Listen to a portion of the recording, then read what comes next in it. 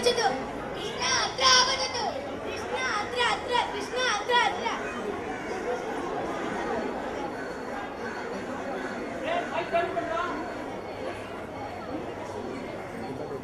अत्र आगच्छतु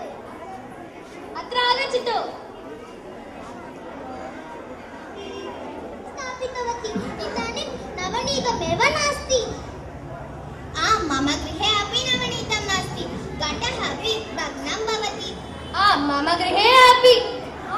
गृहे अपि घटेन नवनीतं नास्ति मम गृहे अपि घटेन नवनीतं नास्ति कः एवं कृतवान् कः अस्माकं गृहेषु अपि नवनीतं चोरितवान् एतत् कृष्णस्य कार्यमेव कृष्णः वा तत् कथं साध्यं सः अस्माभिः सह क्रीडितवान् खलु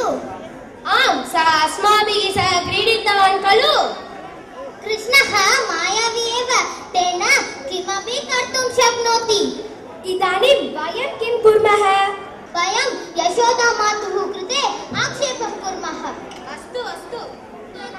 यशोदा माता आगच्छतु आगच्छतु किं विशेषः सर्वाः मिलित्वा आगच्छन्ति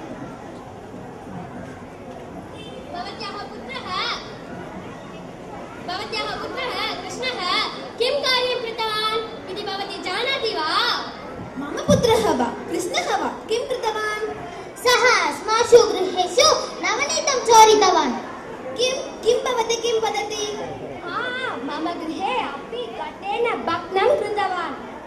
न भवत्याः सर्वाः असत्यं वदन्ति प्रातःकालतः मम पुत्रः कृष्णः अत्र एव अस्ति अपि चेत् मम गृहे घटं पूर्णं नवनीतं भवति एवं चेत् किमर्थं कृष्णेन भवतीनां गृहेषु नवनीतम् आवश्यकं भवान् एव असत्यं वदन्ति न यशोदा माता न कृपया अस्माकं वार्तायां विश्वासं करोतु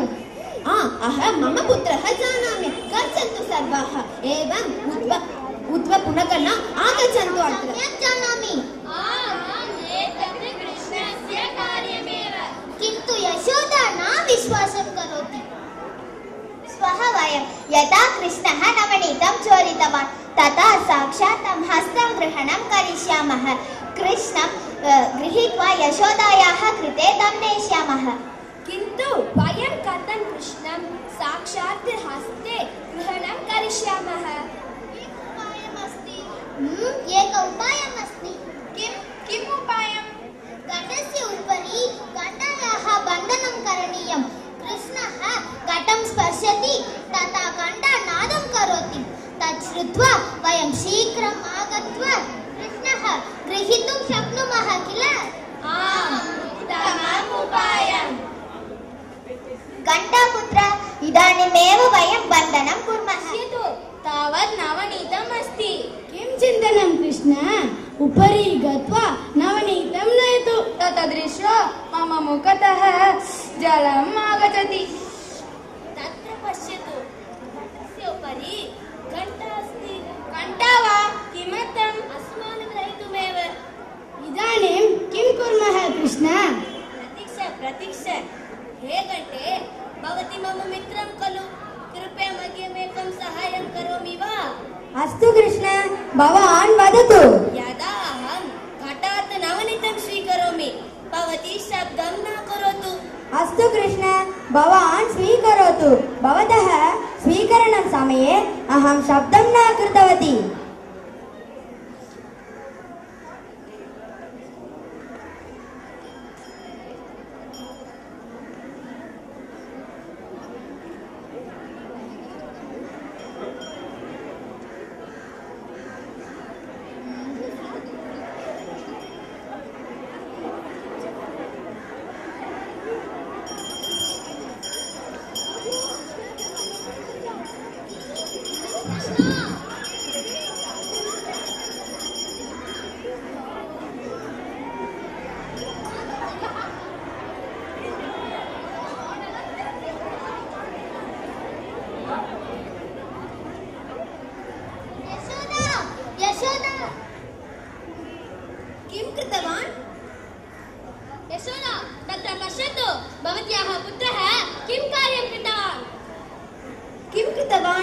मम गृहे सः नवनीतं चोरितवान् भवत्याः पुत्रः नवनीतं चोरयति तथा तं साक्षात् हस्तं ग्रहणं करिष्यामः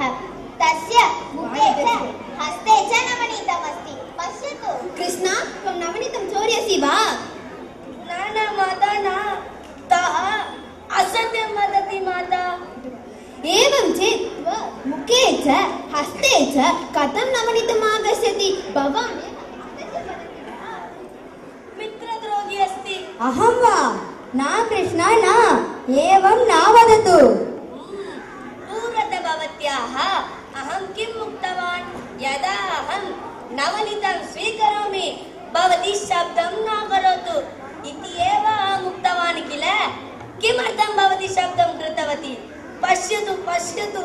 मम अम्बा मम ताडयति भगवन् यदा भवान् नवनीतं स्वीकृतवान् तदा अहं शब्दं न कृतवती यदा भवान् भवतः मित्राणां कृते दत्तवान् तदा अपि अहं न शब्दं कृतवती किन्तु यदा साक्षात् परमात्मा भवान् एव खादितवान् तदा एव अहं नादं कृतवती यतः